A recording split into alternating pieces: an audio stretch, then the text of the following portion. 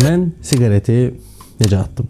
Bir çoxlar şərtən məndən xahiş eləmişdilər ki, bu arada video çəkim və öz təcrübəmi sizinlə bölüşüm. Əslində internetdə siqareti asan atmağın bir çox yolları var. Deyilinə görə ən asan və ən effektiv yolu Alen Carr'ın Siqareti atmağın ən asan yolu adlı bir kitabı ya oxumaqdır, ya ona qulaq asmaqdır, ya da ki YouTube'da 1 saat 20 dəqiqəlik videosuna baxmaqdır. Kitabın özəlliyi ondan ibarətdir ki, o kitabı oxuyanda Alen Carr sizə deyir ki, siqareti çəkə-çəkə bu kitabı oxuyun. Hətta axırıncı fəslə keçməmişdən qabaq deyir ki, axırıncı siqareti ürəklə çəkin, sonra axırıncı fəslə keçin. Mən də yoxladım, mən də çalışmadım. Açığı 2009-dan bəri dayanmadan siqaret çəkən insan olaraq mənə təsir edən yeganə bir şey oldu. Mən beynimin idarə etməsini itirdim. Həyatımda ən çox qorxduğum məhz bu idi. Və bu idarə etməni itirdiyimə görə bəzi şeylərin dəyişməsinin vaxtı zamanı gəldiyini düşünərək siqareti atmağa qərar verdim. Amma necə? Bugün onu paylaşacağım. Siqareti necə atacağımı düşündüyüm zaman əlbəttə ki, elmi metodla buna yaxınlaşmağa qərar verdim.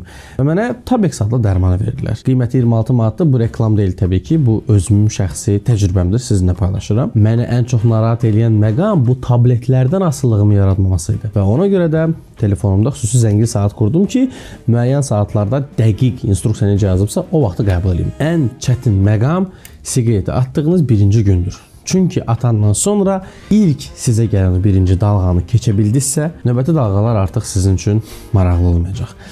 Bir şey bilməlisiniz ki, əgər bir gün, 2 gün, 3 gün, hətta bir həftə belə dözsəniz, bir həftənin sonunda bir dənə siqaretlə işləmən böldə, bir dənəsini çəkim, onsuz da bir həftə dözmüşəm, bir həftə də dözərəm. İnandırım ki, həmin axşam cibinizdə bir qutu siqaretlə evə qayıdacaqsınız. İkinci vacib məqam bu məsələni ictimaiyyətləşdirməkdir. Hər kəs məşhur olmaq məcbur deyil. Siz ən azından yaxınlarınız, dostlarınıza bu məlumatı deyirsiniz ki, bax mən siqaret çəkməyi atıram, sənin də xəbərin olsun.